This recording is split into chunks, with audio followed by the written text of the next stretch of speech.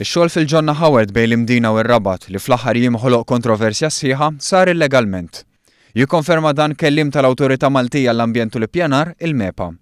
Mawa News qal il-MEPA ħarġet avviż ta' nfurzar li fiha l-Kunsill Lokali tal-Imdina ġie mitlub jissottometti pjan ta' kif se jagħmel xogħlijiet biex jitneħħa l-iżvilupp illegali. Fil-fatt il-Ġonna Howard li fihom tqiegħdet burdura ta' żrar huma skedati bħala grat wieħed. Dan ifisser li huma ta' importanza kbira, u għaldaqstant ix-xogħlijiet li twettqu mill-Kunsill Lokali tal-Imdina kienu jeħtieġu permess ta' żvilupp, permess li qatt ma nħareġ.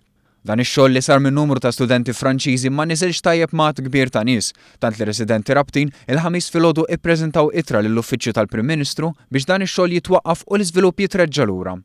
Rabtin kienu sostnew li dan ix-xogħol kien qiegħed itellef mill-armonija tal-pajżaġġ għaliex ix-xogħol ma kienx konformi mal-bqija tal-istess ġnien kemm bħala tip ta' pjanti kif ukoll estetikament.